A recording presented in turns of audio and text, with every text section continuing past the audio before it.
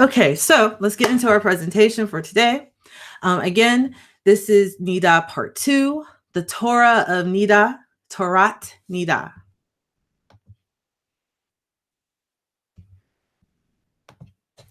Okay, so I'm going to go through a brief outline of where we're going in this lesson. We will start with talking about the Torah of Niddah, talking about normal menstruation. And then we will move into talking about TAHARAT HAMISHPACHA, which is family purity. We will look at the Torah about irregular uterine bleeding. We will look at the Torah for childbirth. And we will go into looking at the Torah for virgin brides. And I think that this is pretty comprehensive.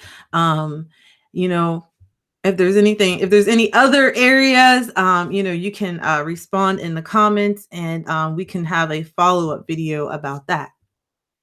I want to start with just speaking about the womb, because really Niddah is Torah for the womb. And the Most High saw fit to give us a Torah for this important part of our body. And let's just look at the two Hebrew words for womb. The first word that I want to look at, and this is in alphabetical order, is Pt2. And Pt2 is, it's a bet, which is a tent floor plan or a house. It's the tet, which is a basket, and it's a noon, which is a sprouting seed. So the word Pt2 consists of these three letters. And when we put these three letters together, the concept for the womb is a house or a basket that holds sprouting seed or life. And it's a chamber that's in our bodies that is made to be occupied with life. The other Hebrew word for womb is rechem. And rechem, it comes, and I think about the word rechem, I always think about the Hebrew name ruhama. And both of those Hebrew words come from the same root raham, which means mercy and compassion. So having a womb, and I really want for women to just really embrace the compassion and the mercy that the Most High has given us, just by virtue of even having a womb, because we're able to, when we have a womb, we're able to incubate and nurture life and bring forth life into this world. And it's a very special thing. So I really want for all of us as women to just really appreciate the mercy and compassion shown from above, and even blessing us with a womb. The mercy and compassion is also towards the child that would be in the womb, because in the womb, everything is provided for. There's maximum protection.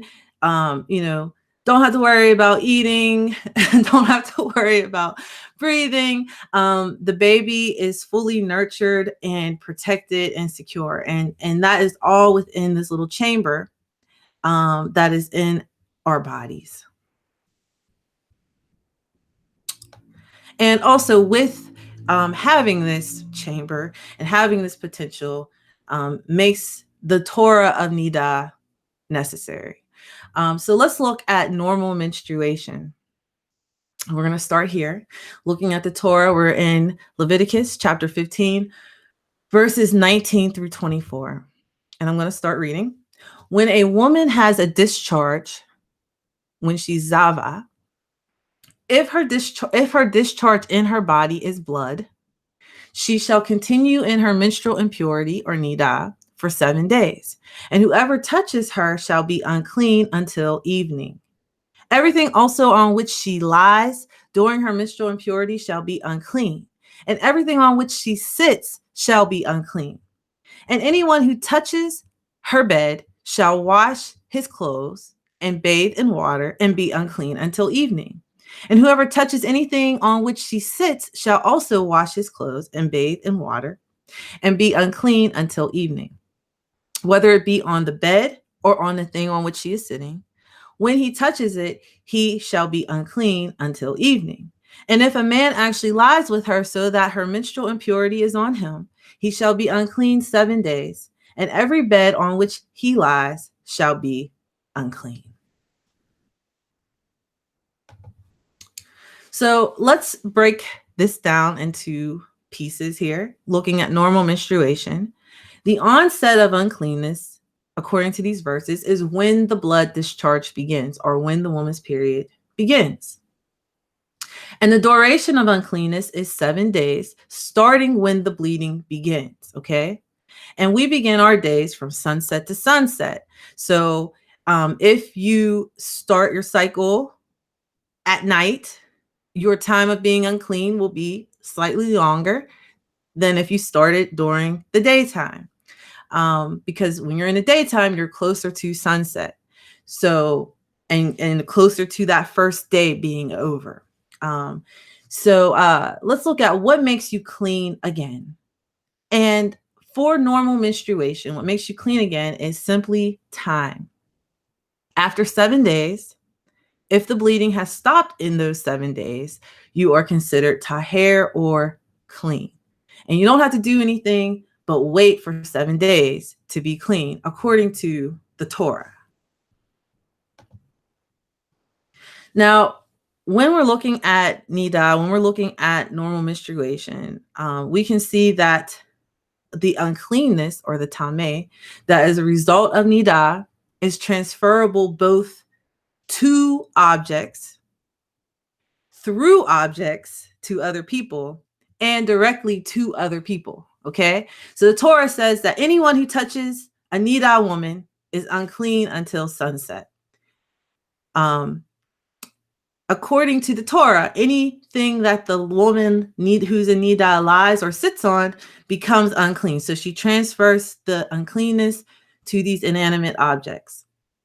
And then if someone comes along and touches the thing that she sit on or laid upon, then he or she is to wash his clothes and his body. I have just the clothes there, but wash his clothes and his body and be unclean until evening. So if you touch the Niddah, you're just unclean until evening. But if you touch the thing that the Niddah sat or laid upon, then you have to do some washing. You got to wash your body, you have to wash your clothes, and then you're going to be unclean until evening. So it's a little bit more, I guess, work to become made clean again if you touch the thing that the Niddah woman sits or lays upon than actually just touching the Niddah woman herself. I hope that you guys can see that differentiation here between 1 and 2.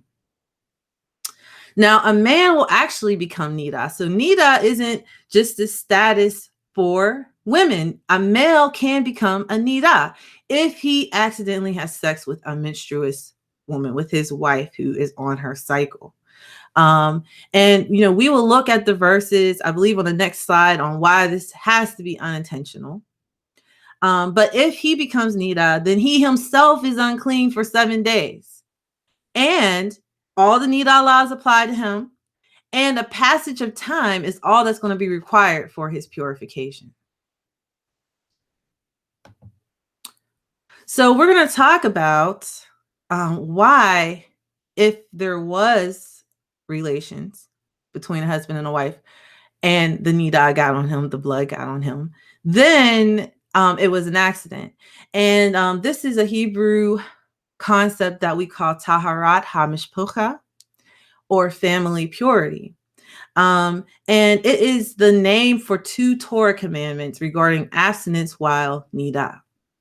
The first Torah commandment is Leviticus chapter 18, verse 19. Also, you shall not approach a woman to uncover her nakedness during her menstrual or Niddah impurity, tameh. So a man is not to approach a woman to approach his wife to uncover her nakedness during her time of Niddah. The second Torah verse is Leviticus chapter 20, verse 18. And it says, if there is a man who lies with a menstruous woman and uncovers her nakedness, he has laid bare her flow, and she has exposed the flow of her blood. Thus both of them shall be cut off from among their people. So we see that TAHARAT, HAMISHPACha, is both the husband and the wife's responsibility. If this thing happens, She lays bare her, or he has laid bare her flow, and she has exposed the flow of her blood to her husband. So if a man lies with a woman and he himself becomes a niddah, we have to assume that it was an accidental occurrence. So either the bleeding occurred, while the act of sex was happening, or there was something that happened of that nature. Before we go on, I really want to go into some Hebrew terminology here, some Torah terminology, the distinction between the ZAVAH, the niddah, and the state of uncleanness or being tameh. A ZAVAH is a woman who has an issue, and the Hebrew word for issue is zuv. And this can be an issue of any kind, including her husband's seed. A niddah is a ZAVAH, so a woman who has an issue, right? And the issue is menstrual blood. Both the niddah and the ZAVAH are tameh, and both have uncleanness that can be transferable. So if you're a ZAVAH, if you're a niddah, that means you're a ZAVAH. And if you're a niddah or a ZAVAH, that means that you're unclean. Okay. Let's look at why, some reasons why these distinctions were necessary. Let's look at Leviticus chapter 15, verse 31. We talked about this in part 1 of the presentations. Thus you shall keep the sons of Israel separated from their uncleanness, lest they die in their uncleanness by defiling my tabernacle or dwelling place that is among them. The second verse that we'll look at, which explains why these distinctions was necessary, is Leviticus chapter 22, verse 3. And this is in direct relation to a Levite woman, a woman of a priest, or a woman of a Levite. Say to them, if any man among all your descendants throughout your generations approaches the holy gifts, which the sons of Israel dedicate to Yahweh, while he has uncleanness, that person shall be cut off from before me. I am Yahweh. So if you was a Levite woman in particular, it was very important to know when you was unclean, because you could not partake of the holy gifts. And also for your husband to know, because he would not be able to partake of the holy gifts or approach the Holy One of Israel. In the same way, for if your husband or a father or someone wanted to go up to the Holy Temple to present any type of offering, they would have to know what state they was in. Was they clean or was they unclean? And this is a very important thing, because the presence, the Shekinah of the Most High, was in the midst of the people. So we've discussed the Torah of Niddah, speaking about your regular menstrual cycle. And now what we're going to do is we're going to start talking about irregular uterine bleeding. So irregular bleeding that comes from the womb. We're going to read Leviticus chapter 15, verses 25 through 30. Now, if a woman has a discharge of her blood many days, not at the period of her menstrual impurity or her niddah, her regular cycle, or if she has a discharge beyond that period, all the days of her impure discharge, she shall continue as though in her menstrual impurity, her niddah. She is unclean. Any bed on which she lies all the days of her discharge shall be like her bed at menstruation. And everything on which she sits shall be unclean, like her uncleanness at that time. Likewise, whoever touches them shall be unclean, and shall wash his clothes and bathe in water and be unclean until evening. When she becomes clean from her discharge, she shall count off for herself 7 days, and afterwards she will be clean.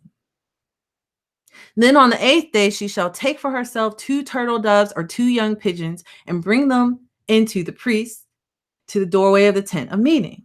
And the priest shall offer the one for a sin offering and the other for a burnt offering. So the priest shall make atonement on her behalf before Yahweh because of her impure discharge.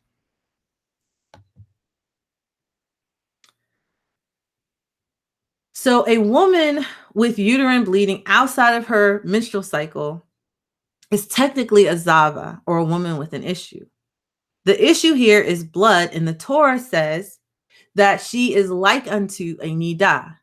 And all of the Niddah laws, all of the Torah of Niddah, all of the Torah of the regular menstrual cycle apply to her. So let's look at the onset of uncleanness when you have irregular uterine bleeding. The onset is when the blood discharge begins. Now, this can be a little tricky under different scenarios. So I'm giving you ladies two scenarios. Scenario A is a woman who is on her regular menstrual cycle, and her cycle lasts longer than 7 days. Beginning on day 8, this new type of irregular bleeding begins. So if her cycle lasts longer than 7 days, this new status begins on day 8. Scenario B is a woman who has bleeding that starts outside of her cycle. So this could be spotting, it could be, from fibroids, it could be implantation bleeding, it could be any number of things, bleeding that comes from the womb. And the uncleanness will begin for this woman at the onset of the bleeding, when she first notices the bleeding. The duration of uncleanness is going to be all the days of the bleeding, plus 7 days, okay? So she waits till the bleeding stops and counts 7 days. And then on the 8th day, that's when she will make make the further steps she needs to do in order to become clean again. So let's look at what makes you clean again. What makes this woman clean again? The first thing that happens is that the bleeding actually stops. The bleeding stops. The second thing is time. So 7 days after the bleeding stops, this is a time period that's kind of like a waiting period to see if the bleeding really has stopped or not. And during this time, she's still tameh, she's still a ZAVAH, she's still unclean. There's a sin offering and a burnt offering that she would present on the 8th day at the Holy Temple or a tabernacle. And that is because there's a separation that just occurred, and she's going there and she's making an atonement before the Most High, and she's offering an ascending offering up to the Most High that is a representation of herself being wholehearted, dedicated to the Most High. Let's look at how the uncleanness transfers, okay? Because we talked about how uncleanness is transferable. So while bleeding, the ZAVAH woman is as a Niddah, and all the rules of uncleanness status transfers apply to her. And for the 7 days after the bleeding stops, she's still a ZAVAH, she's still unclean, and she would still follow all of the Niddah and purity transfer rules, okay? And so because of that, it's proper to abstain during the bleeding period, the bleeding time, which she's as a Niddah, and also for that 7-day unclean period in which she's waiting to see if the bleeding has actually stopped, and before she takes the offering before the Most High and becomes clean again. So when she transforms from being unclean to clean, then it is within those family purity rules that she's able to reunite with her husband again. So let's look at the offering for irregular uterine bleeding. Then on the 8th day, she shall take for herself 2 turtle doves or 2 pigeons and bring them into the priest to the doorway of the tent of meeting. The priest shall offer the one for a sin offering and the other for a burnt offering. So the priest shall make atonement on her behalf before Yahweh because of her impure discharge. In the Torah, when we're looking at the offerings, the sin offering and a burnt offering normally occur together. The sin offering is to make an atonement. And again, I'm repeating myself here, but the burnt offering is to ascend up before the Most High as a soothing aroma. It's a representation of of our wholeheartedness towards the Most High. And when we look at the 2 turtle doves or the 2 pigeons, which are the sacrifice, it's a sacrifice that even a poor person at that time could make. So it wasn't something that was unattainable for a woman to be able to make these type of sacrifices before the Most High at that time. So we've spoken about the Torah for the Torah of Niddah for regular menstruation, and we've spoken about it for irregular menstruation. And now we're going to get into looking at childbirth or YOLEDET. A YOLEDET is a woman who has or is in the process of giving birth or who has just given birth. She's called a YOLEDET. So let's look at the Torah here. Then Yahweh spoke to Moshe, saying, "Speak to the sons of Israel, saying, when a woman gives birth and bears a male child, then she shall be unclean for 7 days, as in the days of her menstruation, Niddah, she shall be unclean. On the 8th day, the flesh of his foreskin shall be circumcised. Then she shall remain in the blood of her purification for 33 days. She shall not touch any consecrated thing, nor enter the sanctuary until the days of her purification are complete. But if she bears a female child, then she shall be unclean for 2 weeks, as in her menstruation or Niddah, and she shall remain in the blood of her purification for 66 days. When the days of her purification are completed for a son or for a daughter, she shall bring to the priest at the doorway of the tent of meeting a 1-year-old lamb for a burnt offering and a young pigeon or a turtle dove for a sin offering.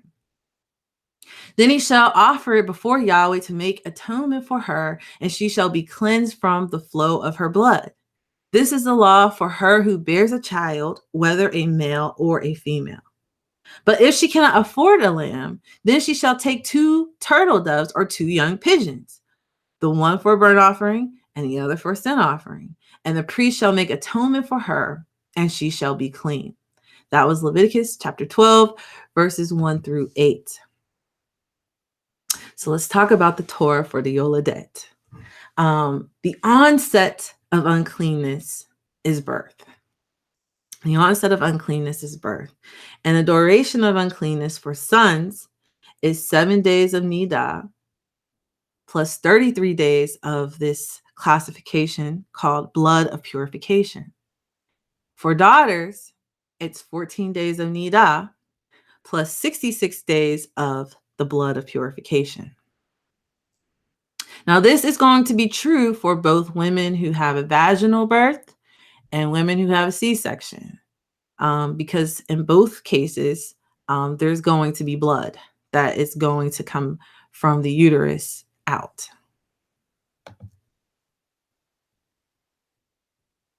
What makes you clean again? There are 2 things. Well, I guess there's 3 actually, because I have this assumption in here, but there's I guess there's 3 things that make you clean again. The first thing is time, and that's 40 days in totality for boys and 80 days in totality for girls. And it's assumed that the bleeding will have stopped after the 40 or 80 day period of time. If not, then the other Torah commands begin. So if a woman was to bleed, after giving birth for longer than 40 days, and she had a son at 41 days, she would enter into the irregular bleeding phase. And some women, their cycles begin rather quickly after they had a child. And so after 40 days, they might find that or the 80 days, they might find that they already are having regular cycles again. And so if at 81 days, their regular cycle begins again, then they are going to be Niddah according to the regular cycle. And if it's irregular, it'll be Niddah according to the irregular cycle. What I'm saying is that you're clean or you're unclean at the end of those 40 or 80 days, based on whether or not the bleeding has stopped. The other thing that makes you clean is a burnt offering and a sin offering. And I really want to, we're going to go into this in great detail in this lesson here. But For the irregular cycle, the order in the Torah was given the sin offering and the burnt offering. And that's the normal order. Normally, there's exceptions to this, but normally it's a sin offering and then a burnt offering. But here is a burnt offering and then a sin offering for the YOLEDET. Uncleanness transfers. Let's talk about that. The Torah specifically says that the woman who has just given birth is Niddah for, as in her days of Niddah, for 7 days for a boy and 14 days for a girl.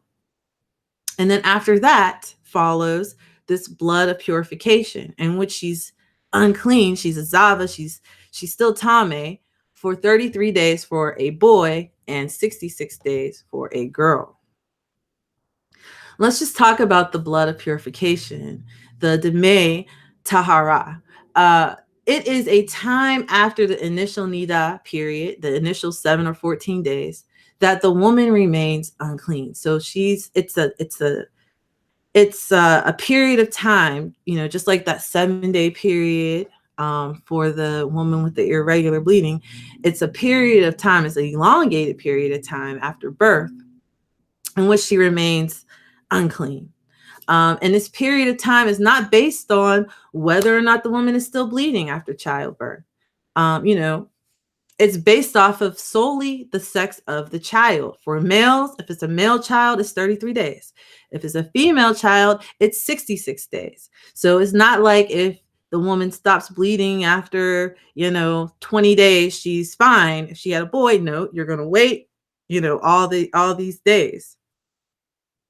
In the same way with girls, and especially for girls, because, a lot of people that I know on a personal basis, after 66 days, actually, and that would be 80 days if you count that first 14, they're no longer bleeding from childbirth.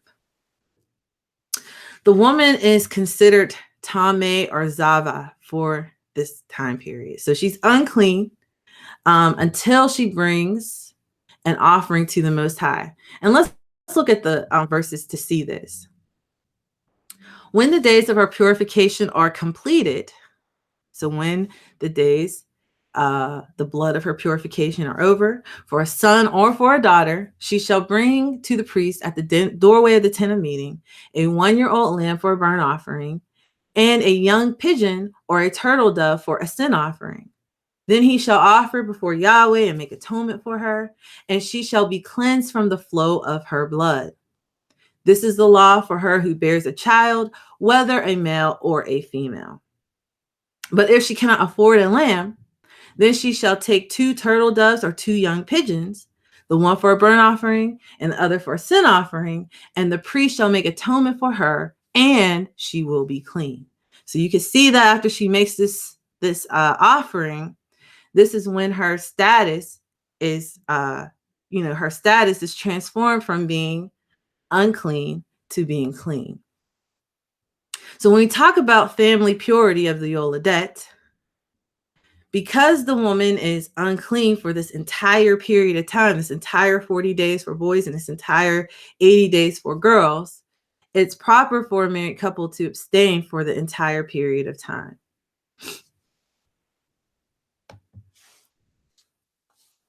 Let's look at the Torah of YOLEDET, of the woman who has just given birth to a child, boys versus girls. The Torah clearly makes a distinction between the birth of a boy and the birth of a girl.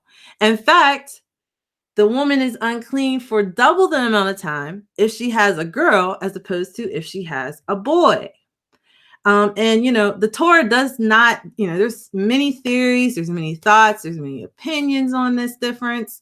And the Torah doesn't make any explanation, doesn't make any attempt to explain why there is a difference between the amount of time that the YOLEDET is unclean or Tame or ZAVAH or Niddah even for a girl versus a boy. And I will give you my thoughts on it. And this is not the scriptures. This is not the Torah. This is just my thoughts from, studying the Torah for 18 years and really just trying to live this life.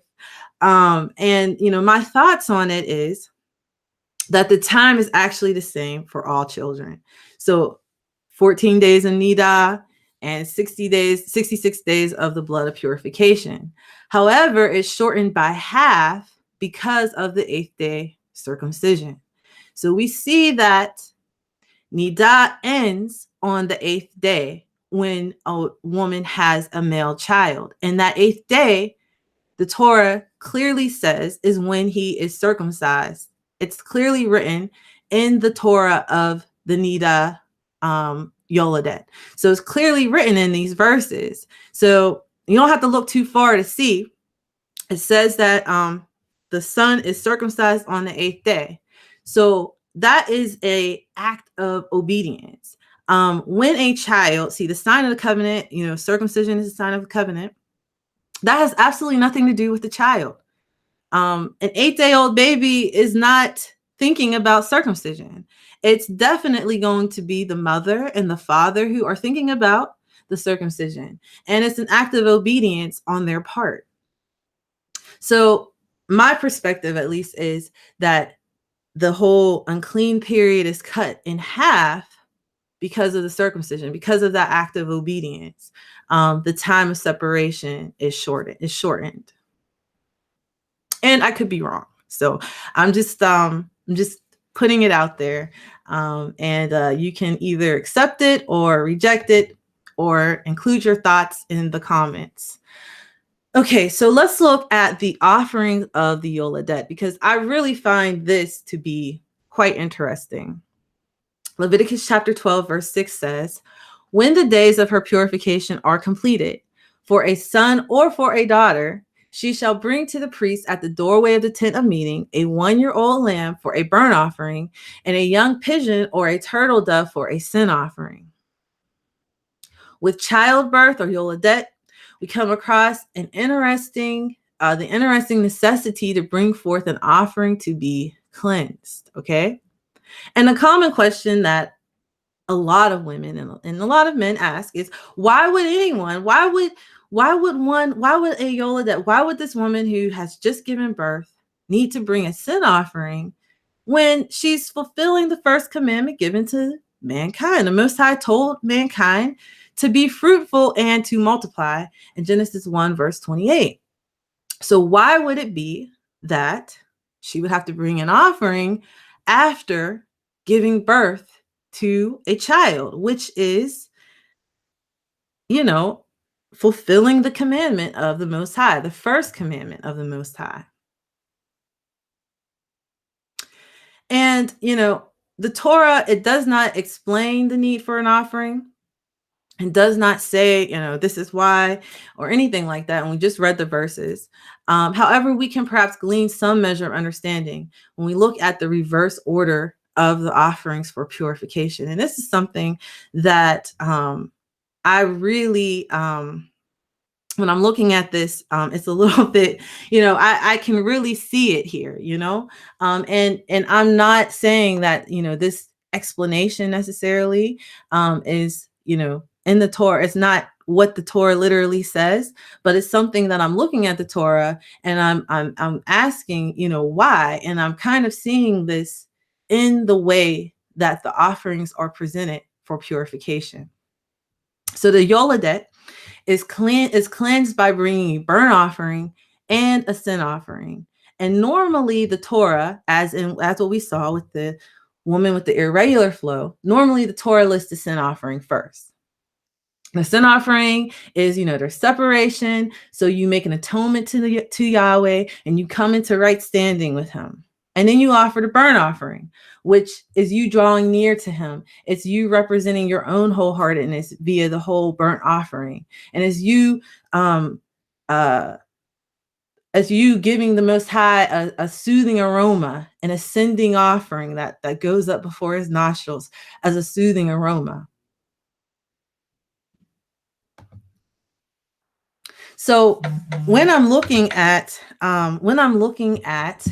the reverse order of these offerings, in which the burnt offering comes before the sin offering. So when I'm looking at this, I could see a clear picture of how this fits into the commandment to be fruitful and to multiply.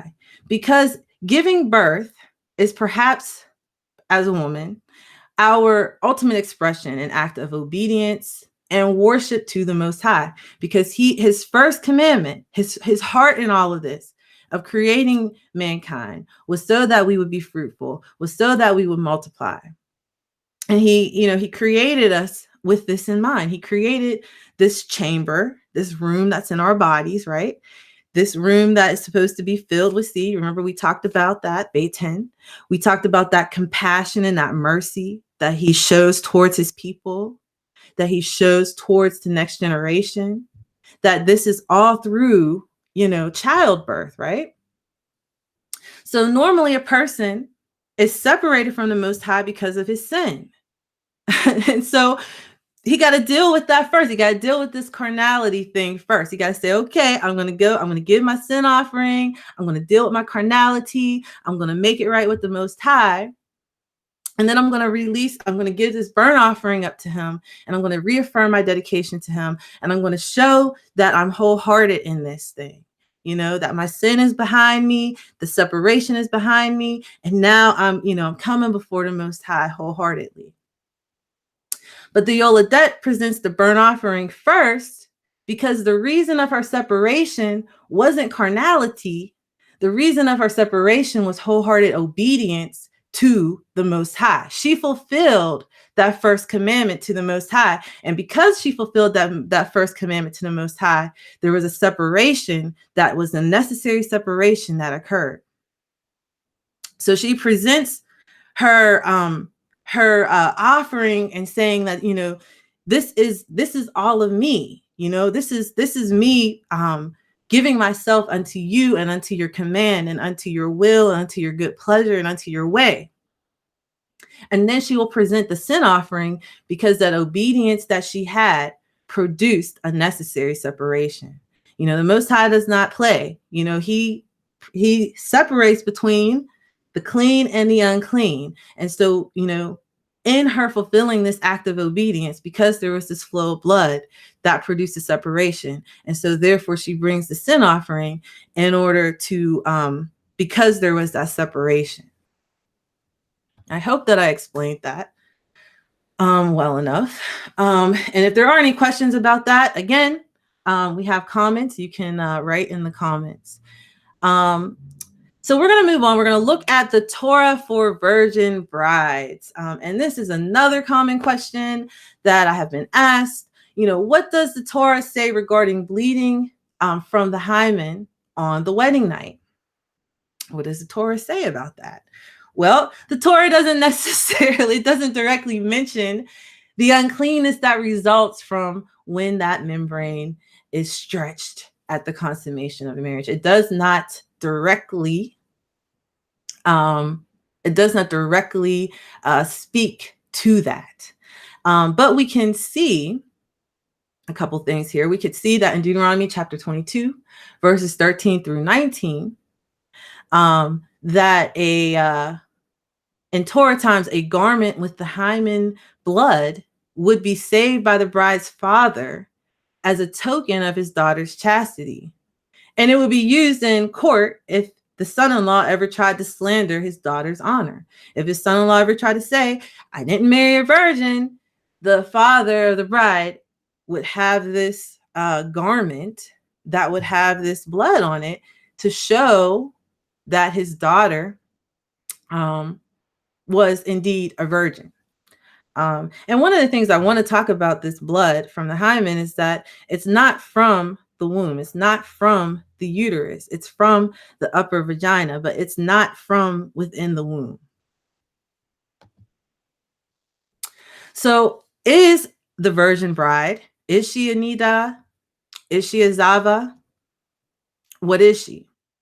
And, for this, I want to look at a related Torah commandment to see, to kind of peer into the status of a virgin bride. And sometimes, you have to do this whenever the Torah isn't very direct about it. In Leviticus chapter 21, verse 13, it says, he, the high priest, shall take a wife in her virginity. Okay? The high priest was to occupy the purest, the most pure, the most holy position amongst the people. And he wasn't to become unclean for any other reason than sexual intercourse, in which he would be unclean until sunset. And he wasn't able to be unclean even for his mother or for his father, because he had to be able to function. The high priest had to be able to function, right? And whenever a person would touch a dead body, they would be unclean for 7 days. So he wasn't even able to become unclean for the sake of his father. And we know that the high priest had sons, so the only thing that the high priest could become unclean, and especially on a willful basis, would be for sexual intercourse, in which he'd be unclean until sunset, and they would have to wash and water and everything after that.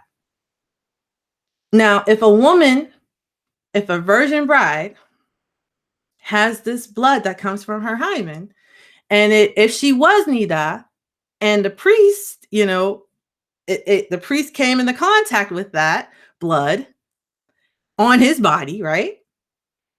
The Niddah would transfer to him. And so he wouldn't be able to function for at least 7 days after consummating his marriage to his virgin bride. And if he can't be unclean for 7 days for coming into contact with dead bodies for his parents, and if he, the Torah is very clear, Leviticus chapter 21, verses 10 through 15, that he's not to become unclean in this type of a manner, then it seems highly unreasonable that the Torah would also say that he should take a virgin from amongst his people, when in all likelihood, he would be, if she was a Niddah, he would become a Niddah, and he would be Niddah for 7 days.